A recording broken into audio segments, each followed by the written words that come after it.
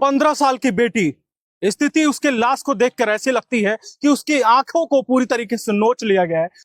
और सामने आता है एक ऐसे ग्रुप का नाम जिससे आसपास के लोग, गांव के लोग भयभीत रहते हैं। उस ग्रुप का नाम लाला 7171, जिसके कुछ सदस्य, जिसमें सबसे मुखिया के तौर पर सैफ लाला, वह इस कृत्य को अंजाम देता है। वह उसकी गिरफ्तारी होती है और पता चलता है इस तरीके का कार्य कृत्य करने में उसका अहम भूमिका रहता है। इस ग्रुप का एक और भी बात सामने आता है कि इनका लव जिहाद का नेटवर्क चलता है। गांव वाले आरोप लगाते हैं कि इनसे सभी डरते हैं, सभी खौफजदा हैं। जब इस तरीके की मामला जब इस पूरे गांव में हुई है तो इस गांव में कोई भी युवा, कोई भी लड़का, गांव का कोई भी शख्स इस के विरोध में बोलने के लिए कैमरे के सामने आने को तैयार नहीं है। सोचिए इस ग्रुप का क्या खौफ यहां पर बन रखा है। और यहां पर एक हिंदूवादी नेता सुशील शर्मा भी है जो कोस रहे हैं उन युवाओं को जो इस गांव के मठाधीश बने घूमते हैं, जो आज उनके घर की बेटी के साथ इस तरीके से दुष्कर्म हुआ, उसका हत्या हो गया, तो वो अपने घर में चूल में जाके छुपे हुए हैं। बहुत शर्मिंदगी वाली बात है ये, बहुत ज्यादा। क्योंकि यह काम देख लीजिए, समाज में सबसे निचले तबके जो अति निंदनीय घटना जो कहा जाता है, इससे बड़ी कोई घटना समाज में नहीं हो सकती। मैं आपको बता दूं, जो आप कहे हैं ना कि जितने नौजवान हैं, सबसे पहले मैं उन लोगों को मैं कहना चाहता हूं कि जितने भी नौजवान हैं अपने पूरे गांव में ऐसे कोई भी सैफ लाला गैंग जो चल रहा है, चाहे उसका ग्रुप चल रहा है, उस पर आप ध्यान दें, उसको आप निगरानी करें और अपने गांव में ऐसे लोगों को कहीं भी फलने फूलने न दे। अगर ऐसा फूलने फूलने वाला काम कर रहे हैं तो तत्काल प्रभाव से अपने प्रशासन को आप सूचना दें और सूचना देकर उस पर लिखित सूचना दें और उसके ऊपर कार्रवाई करवाने का काम करें। मैं आपको बता देना चाहता हूं कि यह एक मामला कोई आम मामला नहीं है, बहुत बड़ा मामला है। आज मैं बता दूं, आज हम लोग का सबसे पिछड़ा जिला है।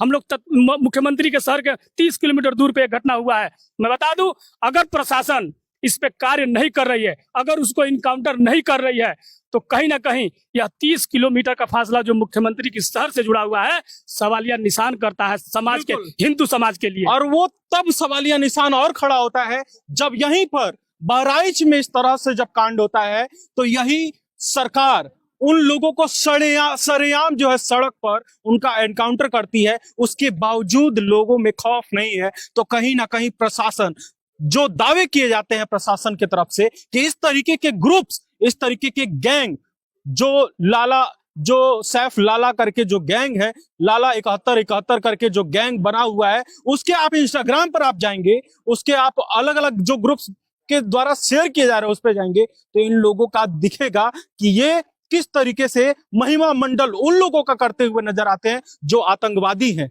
महिमा मंडल करते हुए उन लोगों का नजर आते हैं। इनके हीरो वो लोग हैं जो मुख्तार अंसारी जैसे लोग हैं। इस तरीके के लोग इनके हीरो बन जाते हैं। इनके पूरे सोशल मीडिया हैंडल पर इस तरह के पोस्ट दिखते हैं, गन का पोस्ट दिखता है, ऐसे भड़काऊ डायलॉग्स दिखते हैं। अगर निगाह प्रशासन की इस पे रहती, जो इस तरीके के गैंग्स को खड़ा नहीं करने देती, उसके पैर को तोड़ देती समय से, तो ये स्थिति, ये नौबत नहीं आती। जब सुशील शर्मा जब यहाँ पे ये बात कहते हुए आ रहे हैं कि जब हम दूर से यहाँ पर आके यहाँ के लोगों के लिए आवाज उठा सकते हैं, तो इनके आंखों में भरभरा के आंसू था कि इस बेटी के लिए आज पूरे गांव में कोई खड़ा होने वाला नहीं है। हम उस जगह से, उस भारत से बिलोंग कर रहे हैं जहां पर हम माता का स्थान दिए हैं बेटियों को, जहां के अभी नवरात्रि आ रहा है, नवरात्रि में हम जाके चढ़ावा चढ़ेंगे, उनका 9 दिन का व्रत रहेंगे। व्रत रहना बंद कर दीजिए आप लोग। जब इज्जत देना नहीं आता है, जब अपनी बहन बेटियों के लिए आप लोग खड़े नहीं हो सकते। कोई 2 कौड़ी का आदमी आता है, आपकी बेटी को लेकर जाता है, अगवा करता है, उसके साथ गलत कृत्य करता है और उसको मार देता है, और आप चूड़ी पहनकर घर पे बैठे रहते हैं और दुहाई देते हैं कि प्रशासन करेगा, शासन करेगा, संविधान करेगा, कानून करेगा। कहां कानून रहता है जहां 10-10 साल, 20-20 साल इंसाफ को बीत जाते हैं? योगी आदित्यनाथ के कानून के आने के बाद से, शासन के आने के बाद से एक भरोसा लोगों के अंदर, उम्मीद जगती है। लेकिन जब इस तरह की कार्रवाई होने के बावजूद जब हौसला इतना हावी है तो उन लोगों को खड़े करके गोली मार देना चाहिए। निर्भया जैसा कांड हुआ था तो लोग लिंग को काट देने की बात कहते थे। कितना हद तक सही है?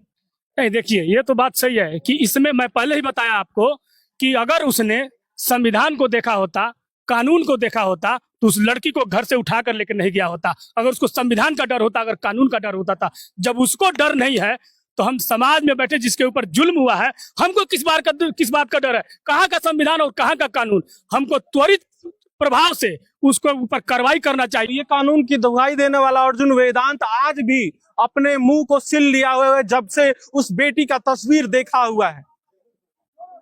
यही अर्जुन वेदांत है जो कहता है कि कानून को अपने हाथ में मत लीजिए, लेकिन जब उस बेटी की तस्वीर इस तरीके से निर्ममता से हत्या करके फेंक दी गई होती है, खुद फर्ज कीजिए, अगर वो आपकी बेटी रहे, आपकी बहन रहे, तो आपके अंदर कौन सा दर्द होगा और किस लेवल का चीजें होंगी। शब्द कम पड़ रहे हैं, लेकिन इस भावनाओं को समझिए और पुलिस प्रशासन से, शासन से, योगी आदित्यनाथ की सरकार से उम्मीद करेंगे कि उनको ऐसा सजा दिया जाए, इस गैंग के लोगों को पकड़ के सजा दिया जाए कि दूसरे गैंग वाले का रूह कांप जाए इस तरह के कृत्य को सोचने में भी।